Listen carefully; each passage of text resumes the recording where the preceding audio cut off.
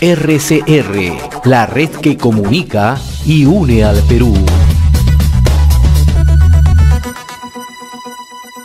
A esta hora le damos la bienvenida a Diego Maciera, gerente general del Instituto Peruano de Economía, IPE, y como siempre le agradecemos la amabilidad que tiene con RCR, Red de Comunicación Regional. Diego, qué gusto saludarte, muy buenos días, muy amable, ¿cómo estás? Hola José, ¿cómo estás? Buenos días, encantado de estar acá como siempre. En primer lugar, saludar al IPE por la obtención del premio Poder, ¿no? En la categoría Política Económica, bien merecido sin lugar a dudas. Felicitaciones.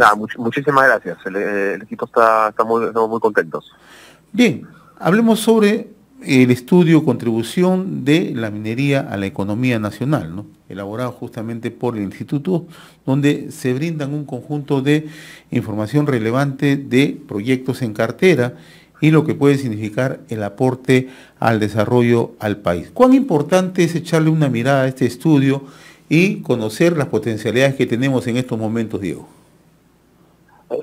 Creo que es fundamental por varios motivos. Creo que el primero es porque en el contexto en el que nos encontramos, ¿no?, con una crisis que arrastramos desde el año pasado, se hace tanto más relevante encontrar opciones, encontrar sectores que puedan atraer una cantidad significativa de inversión, generar trabajo, generar tributos para pagar el hueco fiscal en que nos hemos metido a partir de la crisis.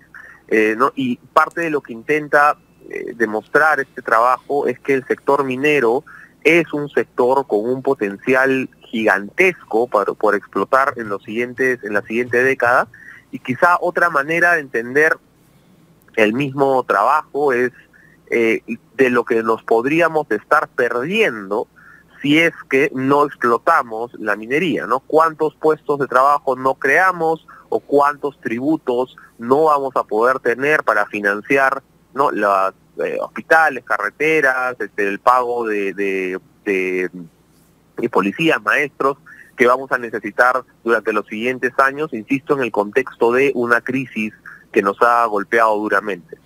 Ahora, el estudio identifica 42 proyectos en cartera, ¿no? Involucra más de 57.000 millones de dólares en inversión que, de ponerse en marcha, siguiendo el mismo estudio, generaría más de 2.300.000 empleos, ¿no? Pero la gran pregunta es, ¿qué podemos hacer para echar a andar estos proyectos? Sí, esa es una de las preguntas más importantes, sin duda. Nosotros cuando estuve en la Comisión de Desarrollo Sostenible, nombrada por la Presidencia del Consejo de Ministros, nosotros entregamos un informe con varias recomendaciones el año pasado. Yo diría que si uno tuviera que agrupar esto en tres problemas principales, uno sería la carga de regulaciones que tiene el sector, que hacen muy lento el proceso para varios de los permisos y pasos que se tienen que seguir. Entonces, si en Chile o en Canadá, ¿no?, el proceso te dura 3 meses o 4 meses, aquí tranquilamente el mismo proceso se puede tomar 2 o 3 años. ¿No? Y eso hace que proyectos que podrían estar saliendo en un lapso de 4 o 5 años terminen tomándose 8 o 9. ¿No? Ahí hay un tema por revisar. No se trata en ningún caso de saltarse pasos de garantías ambientales o de garantías a comunidades, para nada. De lo que se trata es de hacer más racional lo que te piden las diferentes instancias estatales y los diferentes reguladores. Eso creo que es uno de los grandes temas pendientes. El otro, por supuesto, es la conflictividad social que está alrededor de muchos proyectos mineros, tanto por salir como de los que ya están operando, ¿no? Aquí también hay un cuello de botella muy importante y que va a tener que trabajarse con mucha inteligencia y yo creería además sobre todo voluntad política. Y lo tercero, ¿no?, que de repente es una mirada un poquito más de mediano plazo, pero que no por eso es menos importante, es un mejor uso de los recursos que genera la minería, ¿no? ¿Y por qué digo esto? Que esto también es un cuello de botella para la salida de proyectos mineros, porque es más fácil legitimar la actividad minera cuando la gente ve que los excedentes mineros se traducen en mejores carreteras, en un hospital para la comunidad, una mejor calidad de vida en general, en un cierre de la brecha de infraestructura. Si el canon, si las regalías no se usan adecuadamente, ¿no? Es más difícil ver que la gente vea que efectivamente la minería tiene el potencial para cambiarme la calidad de vida en un plazo relativamente corto. Yo creo que pasa un poco por un combo de esos tres, ¿no? El tema de los trámites, el tema con la conflictividad social y el mejor uso de los recursos, especialmente canon y regalías. Ahora, siguiendo la línea del estudio que han realizado en el Instituto Peruano de Economía, ustedes señalan que hay 15 proyectos que podrían echarse a andar hacia el 2025 y otros 27 hasta el 2030, lo que significa que es una década clave, ¿no? ¿Qué proyectos están maduros que podrían, de una otra manera, en este quinquenio desarrollarse? Nosotros, como decías, hemos dividido este esfuerzo en dos partes, ¿no? Los proyectos que tienen alguna fecha de entrada en operación, según el Ministerio de Energía y Minas, ¿no? Eso le llamamos en el documento del Grupo 1, que tienen una fecha de inicio de operaciones, y luego en el Grupo 2, ¿no? Que es un poco más grande, que ya son más cerca de 37.000 millones de dólares, están los proyectos que no tienen una fecha de inicio clara, según el Ministerio de Energía y Minas. Todos estos son parte del portafolio que maneja. Dentro del Grupo 1, ¿no? Que es más cerca de lo que preguntas, tenemos algunos que ya están muy cerca de iniciar operaciones, ¿no? Mina Justa, por ejemplo, en Ique es uno de ellos. Ampliación de Toromocho está también bien cerca.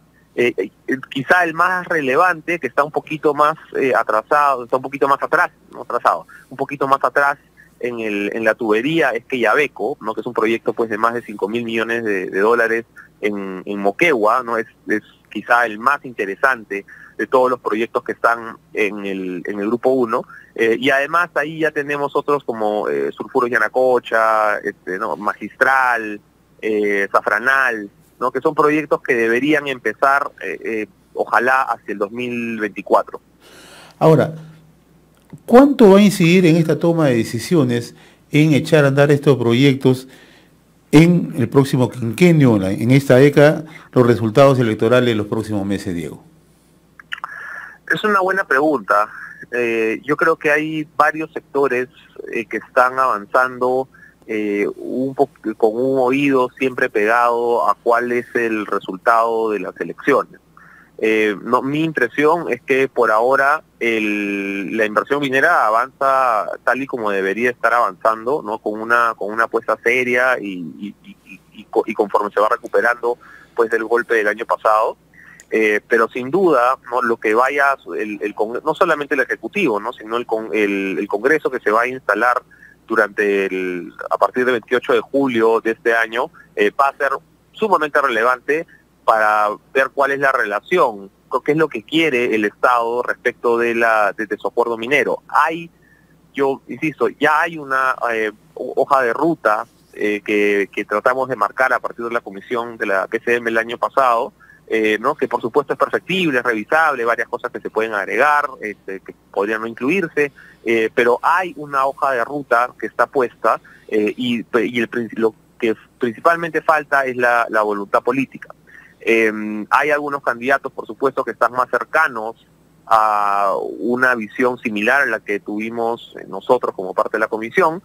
Hay otros candidatos que yo creo más bien están proponiendo un regreso a experiencias fallidas, que como las que tuvimos pues en los 70s y 80s, con respecto y es preocupante porque esto es con respecto al sector con mayor potencial de crecimiento en el Perú en un mediano plazo. Entonces, a mí sí me preocupa las visiones de algunos de los candidatos que podrían poner en riesgo que estos proyectos salgan adelante. ¿Cuánto implica para el país, en términos de porcentaje, Diego, la inversión privada en minería en estos momentos? Mira, depende mucho del año. Hay años en que puede ser, hay años en que puede ser la mitad, hay años que puede estar mucho más cercana al 10 o 20%. Si nosotros ponemos en marcha la mitad de la cartera que tenemos acá de estos proyectos, sería pues un número sumamente significativo que te puede dar la vuelta al crecimiento económico en un plazo relativamente corto de tiempo. Y creo que eso es bien importante de transmitir a los radioescuchas, que es la minería, a diferencia, lamentablemente es el sector, el único sector que tenemos en el Perú con un potencial tan grande de atraer tanta cantidad de plata y mover tanta cantidad de dinero, generando esos puestos de trabajo, pagando los tributos, por supuesto siempre en concordancia con responsabilidad ambientales, pero es el único sector que tenemos que puede tener ese potencial de mediano plazo, no aprovecharlo mientras dura.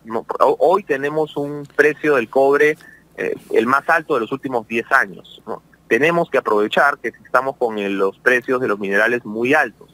Esto ojalá dure, de repente no en este nivel, pero en un nivel alto, ojalá dure unos 10, 15 años más, ¿no? Mientras se podría encontrar pues en algún momento un sustituto para el cobre principalmente, pero mientras dure hay que aprovecharlo lo mejor que podamos.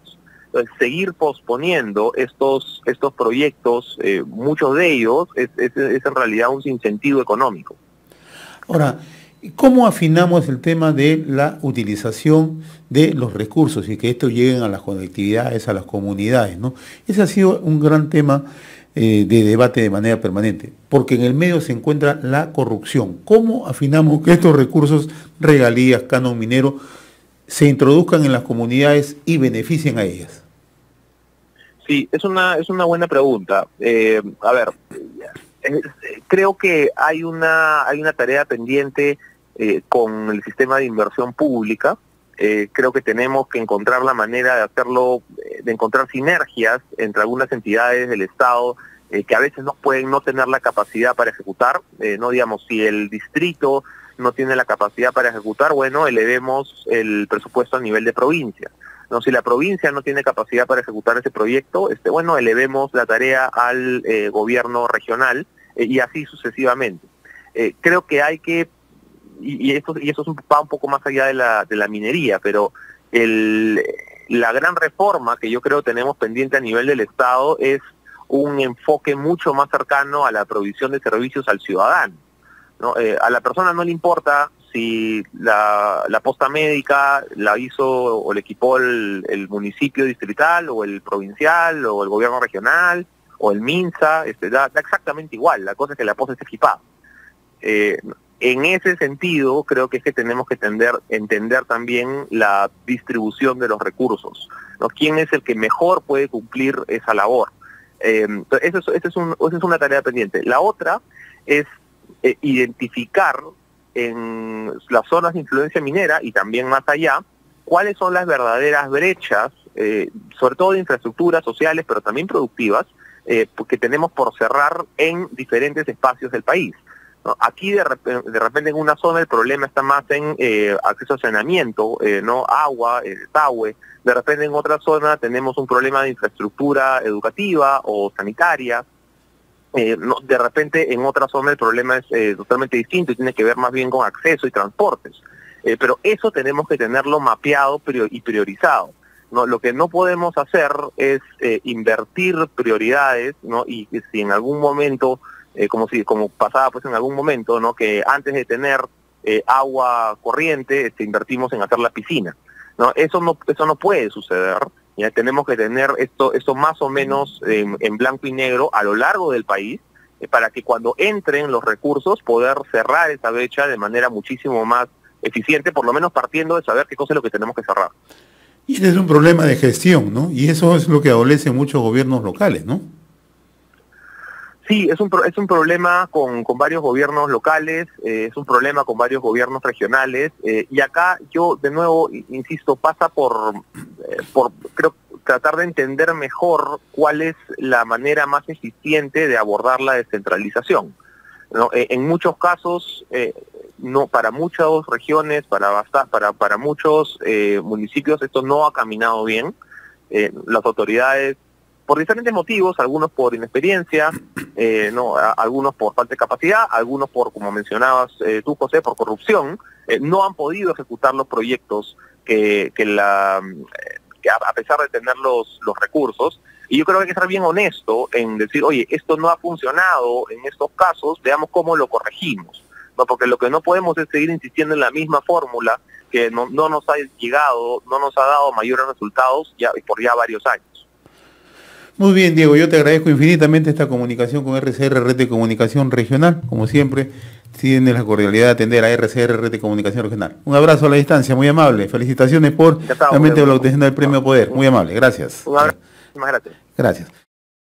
RCR, la red que comunica y une al Perú.